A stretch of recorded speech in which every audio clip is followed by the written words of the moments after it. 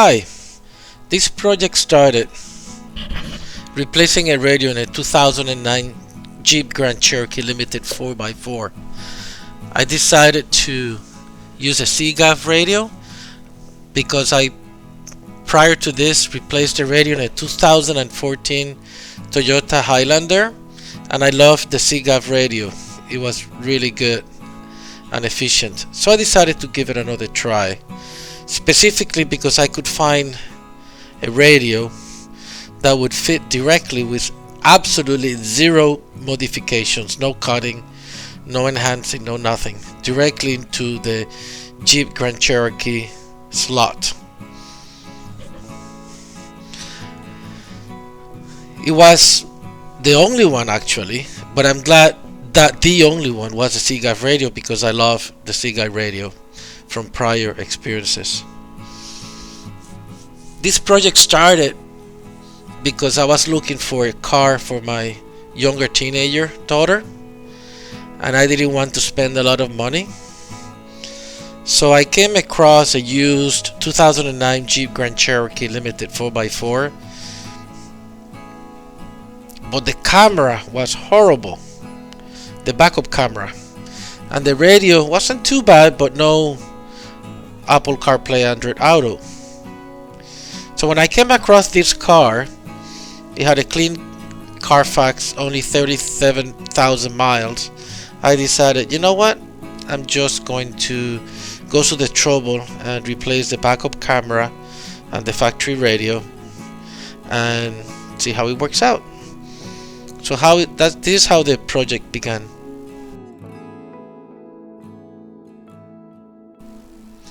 This is the car now at my house, and before we go in, first the tools. This is the CGAV radio I purchased directly from CGAV.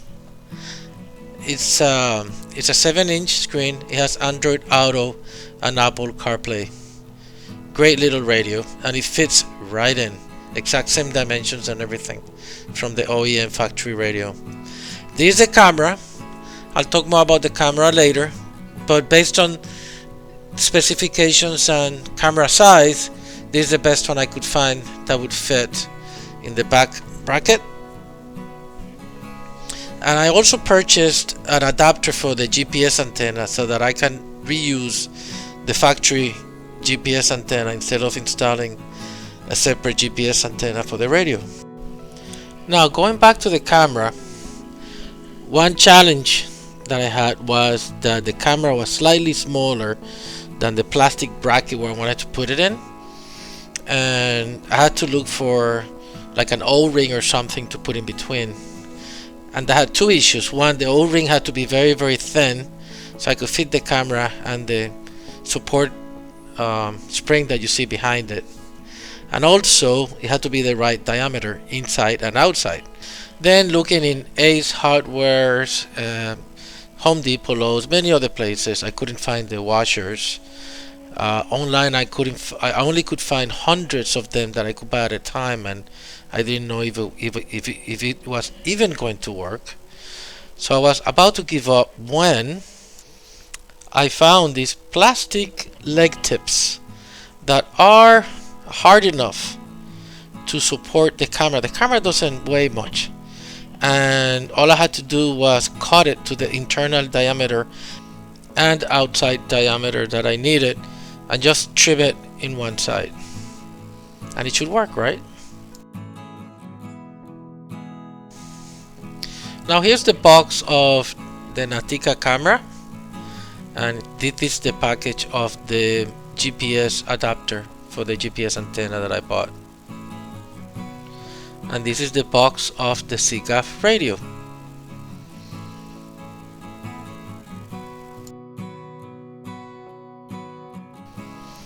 These are the tools I used for cutting the, let's call it the special washer that I used for the camera.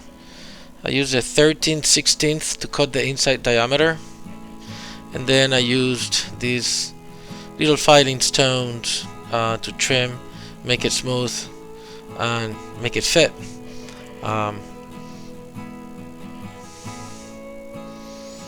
I also use these utensils for the trims, to take the trims out of the car, the back panel, the side panel, etc.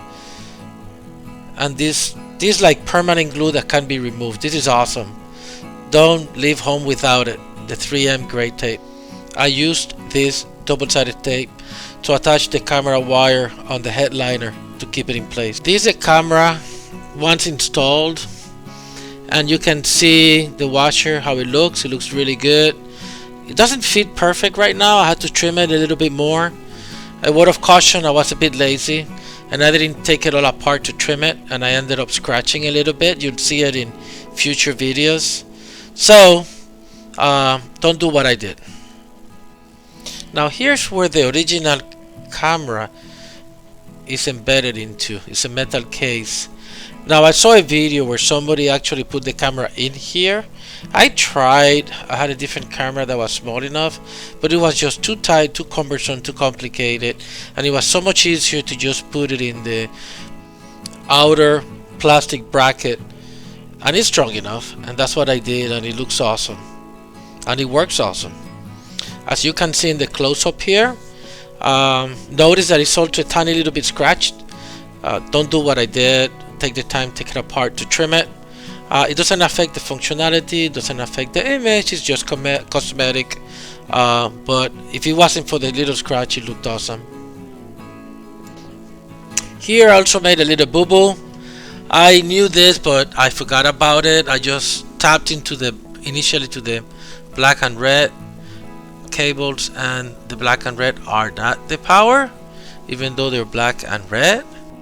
The power is green and brown cables. I believe green being the ground and brown being the positive. I just check it with a meter. I recorded this several weeks after, so I'm talking off memory. Just check it with a voltmeter, but I believe the green is ground and the brown is positive.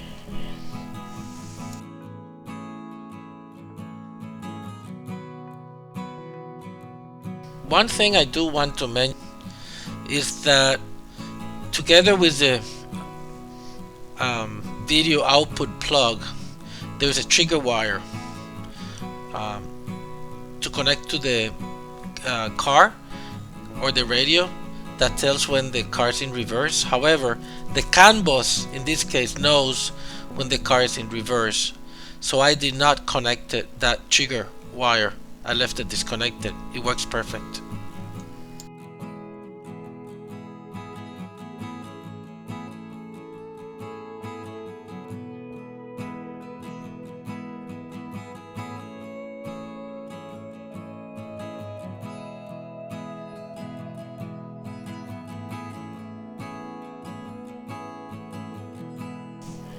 Here I try to put, well, I did put the camera cable between the roof and the headliner, as you can see there. But first I had to fish it through the back panel, and I fished it through following the OEM cables that were there already. I just followed that path from the tailgate all the way around into the gap that's in there and through the couplings. It has these little couplings there with a rubber cover. I pass it through there together with all the OEM wires. I just had to take that off.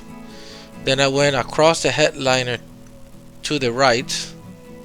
Then I fished it all the way to the front, just tucked it into the headliner. I had to take the C-pillar molding off, as you can see there, to get it, to tuck it properly in there. But other than that, I was able to reach all the other areas just by removing the door seal. Just pop it out. You can see the headliner. Stick it in there with the gray double-sided 3M tape to keep it in place, and it works awesome. I did the right hand side because I have more space under the dash to work more comfortable and pass all the cables through there, although there's not that many cables in the first place. It's only the camera cable.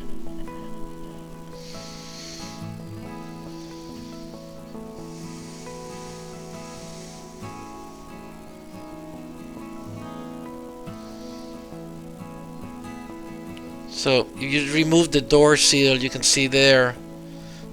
Be careful with the airbag because the airbag is there. Don't poke it in there hard. But I basically tucked it in there with the double-sided tape. Here you can see from the OEM wires from the car, you see a white plug, a yellow plug, and a blue plug. The white plug is the regular AM/FM antenna. The yellow plug is a XM radio antenna, and the blue plug is the GPS antenna. These are the videos after everything is completed. One thing I didn't share was how to take the panels, the moldings off, and all of that stuff, and how to disassemble the dash for the radio. There are many videos out there that already covers that, so I didn't want to repeat. So I'll try to put the links in the reference.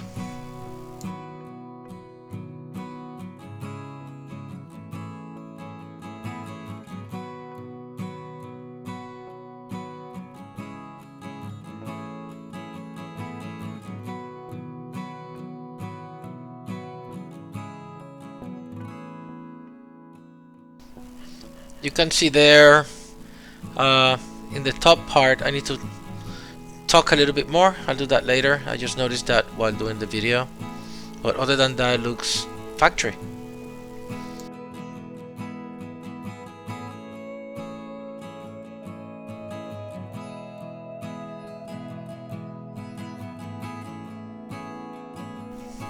This is a radio before installation, the CGAP radio.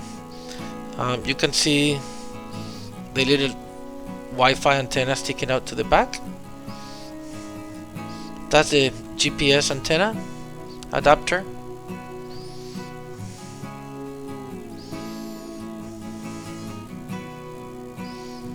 I did not install an adapter for the XM antenna because the radio doesn't have XM tuner, so I left that one disconnected. But this is the adapter that I got for the GPS antenna, so I could reuse the car GPS antenna instead of installing a separate one that came with the radio.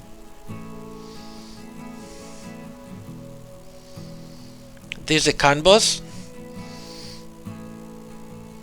It communicates with the car computer. That goes to the OEM harness of the car. That's a microphone. I did not reuse the microphone from the car. I used the microphone provided. That's the Wi-Fi antenna. That's the antenna, the AM/FM antenna. The kit comes with that plug, and that's a camera.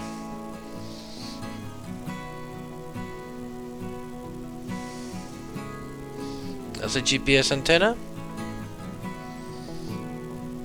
and that's the cable for the OEM harness. And that's a CAN bus.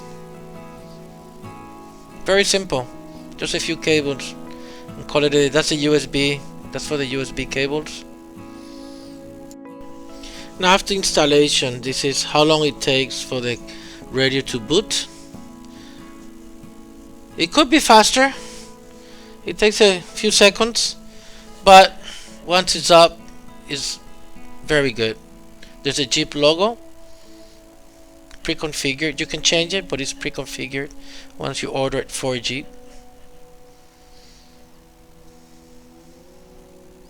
And there you go.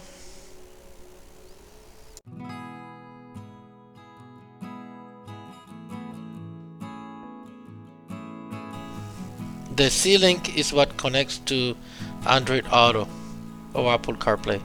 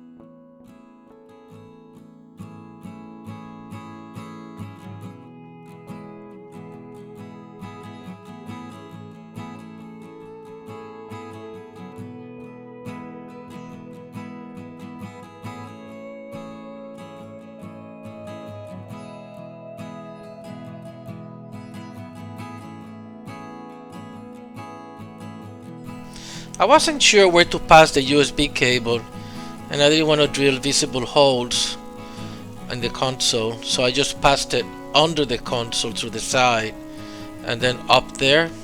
Maybe I'll find for a better solution further on, but for now it works. You can barely see it.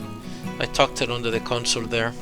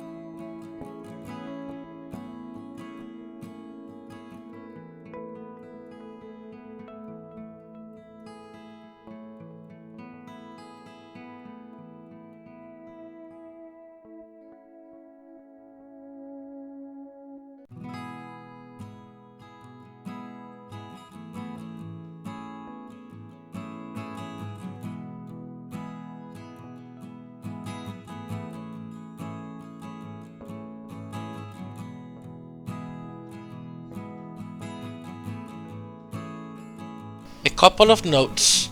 The radio does have a built-in GPS navigation with iGo, but it does not have an XM Cyrus tuner.